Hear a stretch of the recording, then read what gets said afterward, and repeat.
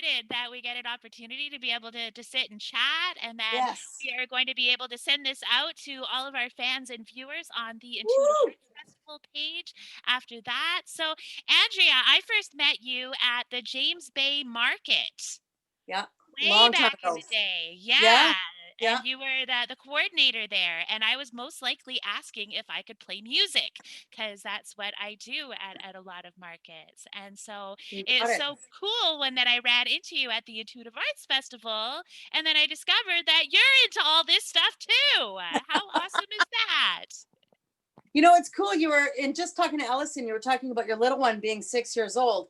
And I remember your little one when he was mini, and Adam was walking around with him on his hip. So it's been about 6 years. And then you and I reconnected in the summer because it's time for me to come out of the spiritual closet. It's time for me to no longer be sitting in incubation, which I've been doing for many years.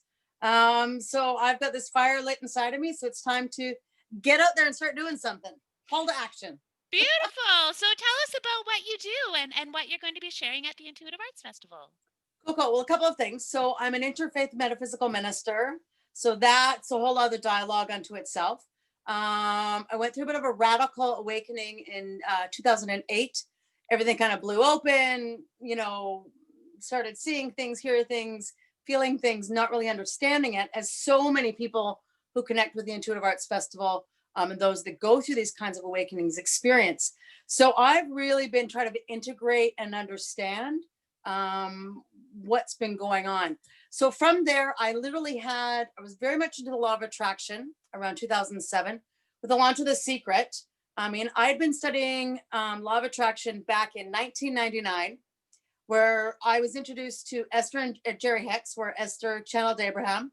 And we used to literally have cassette tapes. Now, some people might not remember what cassette tapes are, but we used to listen to a teaching of Abraham way back when. And this is in 1999. So I literally had the brochure for the seminary on my desk for 3 years. And my egoic mind is like, what? There's no way. You're not doing this. Who do you think you are? Blah, blah, blah. All the other quack. Because I've been in sales my whole life and I led a very mainstream existence. So the turning point was I went down to Los Angeles, and in that movie, Reverend Michael Beckwith, who I absolutely love and adore, I went down to the Agape Center in LA. And I remember seeing him on the stage and I went, oh my gosh, it's like divine intervention. Everything went boom. And I said, that's what I'm going to do. Now, so I knew, and then one of my intentions is to be on stage with Reverend Michael Beckwith at some point in time. Is it going to happen? Heck yeah. So fast forward, yeah. So I went through seminary, studied to be an interfaith minister, and I was dabbling and touching into all the different religions. And I was getting pieces of this one and that one, but nothing kind of clicked. I'd always have metaphysics has always kind of been here. A lot of the new thought, new age stuff was trickling in. And so it was a blend of, so I ordained with one organization. Then I went, well, I'm not going to be legal in Canada. So that's when I sought out the International Metaphysical Ministry. I got ordained. I joined the Canadian side of things. I did my master's degree, I did my doctorate degree. And so kind of this was around 2012, 2015. So literally for the last few years, I've been integrating and learning everything that I can. So not only the integration, I mean, I'm an avid reader. I have literally, if you look around my apartment, I have stacks and stacks and stacks of books because my primary goal in life, everything I need to know the truth. I want to know the truth. I need to understand, what's this game all about? What makes people tick? Why do people suffer? Why are people in pain? How do we elevate ourselves? What's enlightenment? Blah, blah, blah. I go on and on and on. I need to understand this whole external reality of what I'm experiencing as a soul in a human physical form moving through life, shall we say. My other flip side of that is because I've been able to study and integrate and thrive during not only the last 6 months, but through many, many, many dark nights of the soul, I'm in a position now to assist and help others do that. I have a day job. Actually, I have a couple day jobs. I'm one of those crazy ones. I'm a workaholic. I work 60 hours a week plus, but that's okay because it's my passion. It's my call. It's my calling in life. So I'm witnessing people around me going through massive struggle, massive change, lots of chaos, lots of trauma. And it's my understanding from the stuff that I've studied and plugged into that for many of us walking a spiritual path, our path has been like this. We've been doing the highs and lows 20, 30, 40, 50 years. We're getting our life lessons. We're hitting our dark nights. We're able to come back up quickly. Globally, what's happening right now, we're in the Great Awakening.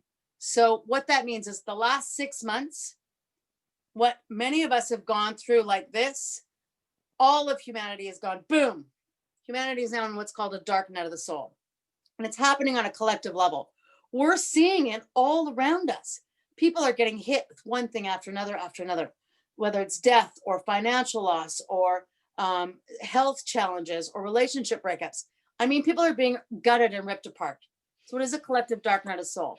There's those of us that have an understanding and awareness. We've gone through those pieces. We've been going through it.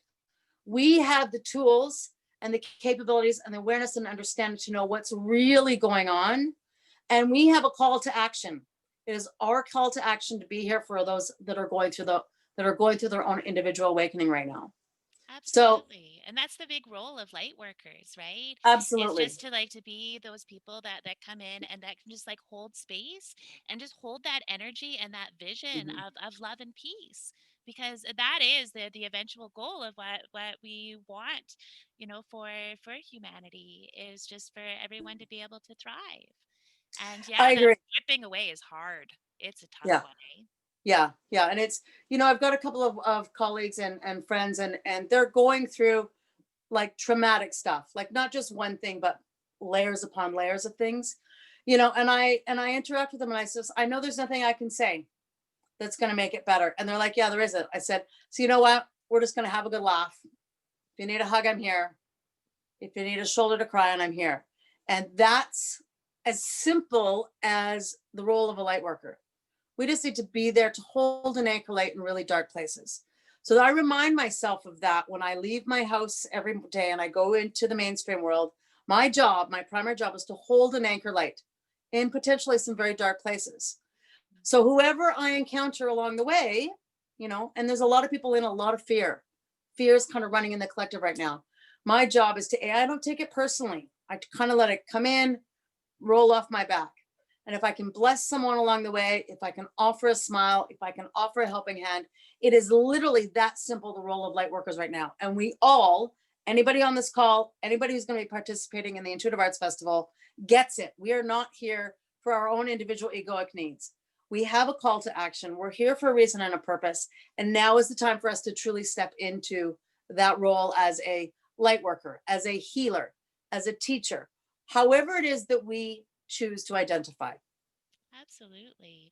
So, what would you say is like people's fear in like being able to like step out of the psychic Mm. closet or like the worker Yeah, closet? Like, what do you feel like it that is the fear that like holds people back from like yeah, fully just like embracing like just who they are, right? it And not is. everybody's like this. Like that's the other thing is that Exactly. there's many different kinds of people in this world, but there are people that just have this natural draw or pull or Yeah. inclination and they just feel like there's something going on inside, right? So how do you Mhm. work past that fear? That's a good question because I'm still doing it. I mean, it's for me, it's been a lifelong thing, and I love this. And I've heard you talk about this is, part of the reason why you created the Intuitive Arts Festival because you wanted community. You wanted to create with people who of like mind. And that was part of my reason. I've been doing a solo spiritual closet journey for many, many years.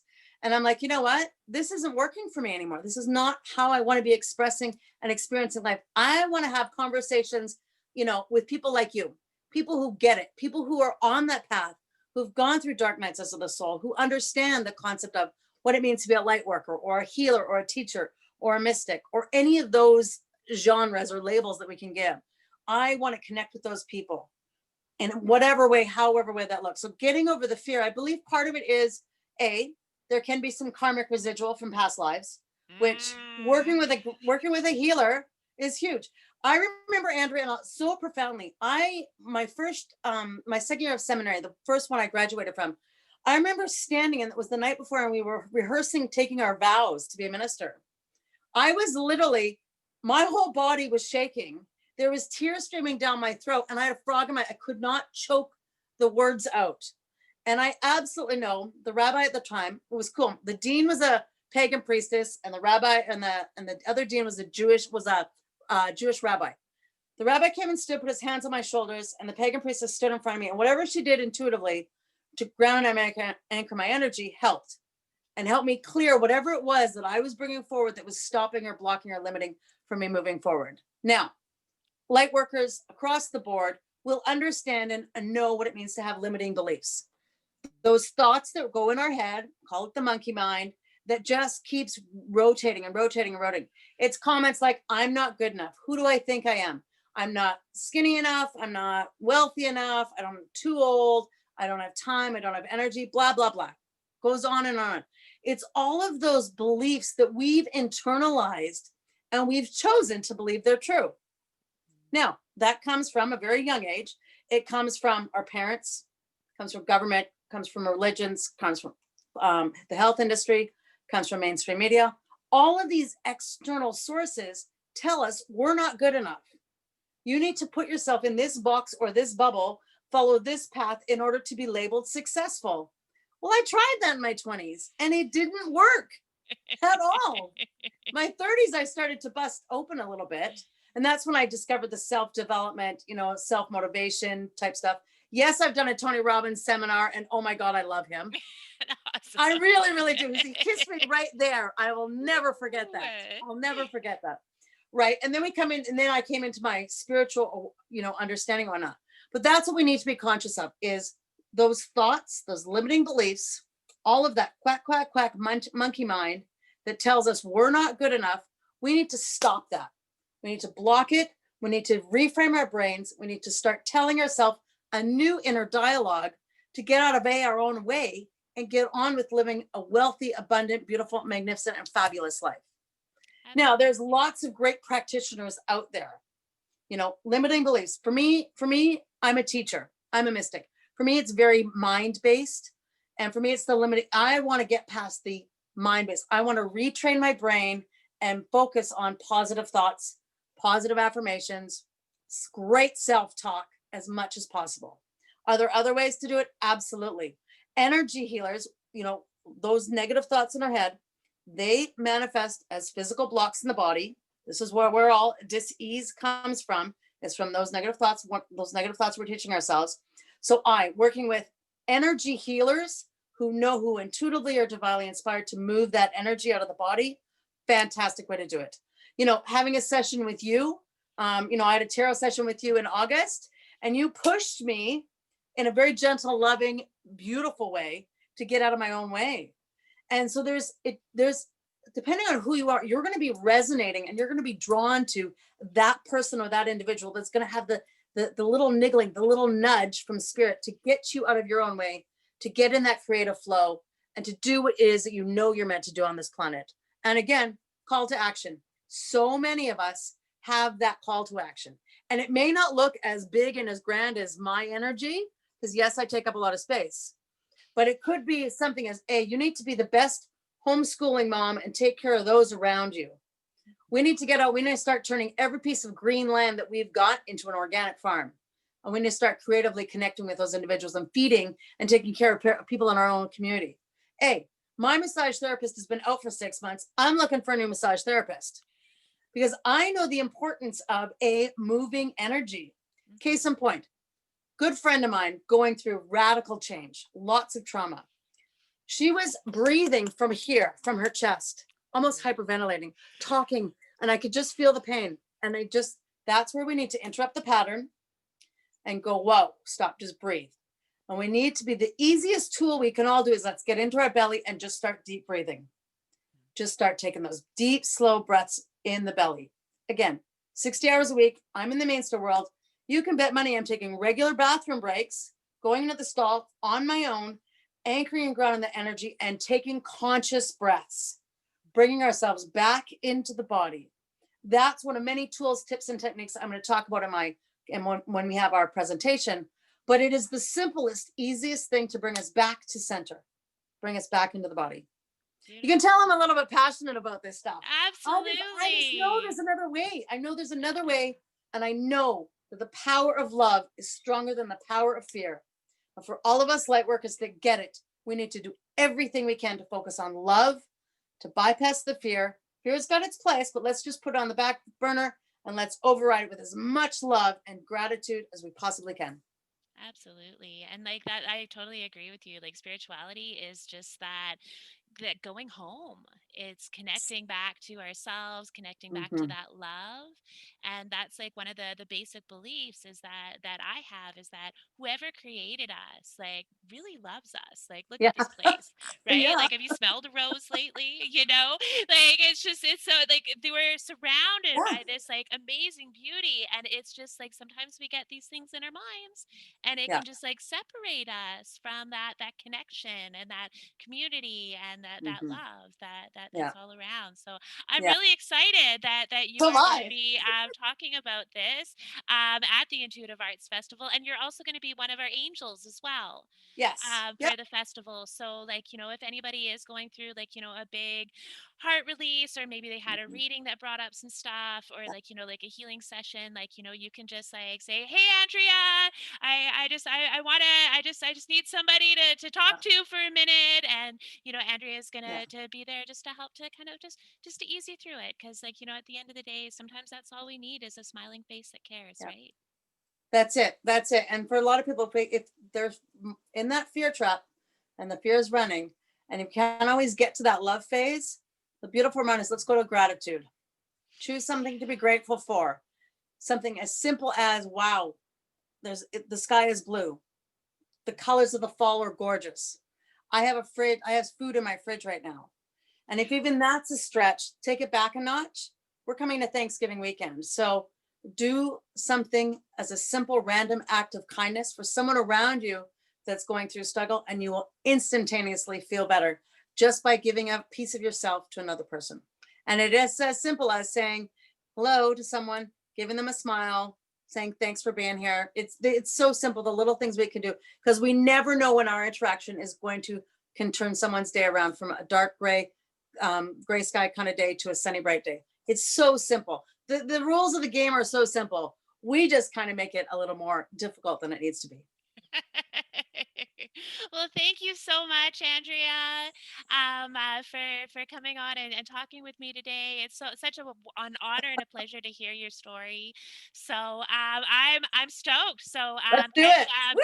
Andrea Lee. She's going to be on our workshop schedule, and go to intuitiveartsfestival.com if you'd like to get your ticket. We are on tier 2, so tickets right now are $15 or $25 if you'd like to have all the recordings of all the workshops as well. And I'm sure there's going to be some like juicy tidbits in Oh there yeah. Oh, that you're going to want to go back and, have that second listen to. So thank you, everybody. And I hope you have a wonderful evening. beautiful. Thanks all. Peace and Bye. blessings.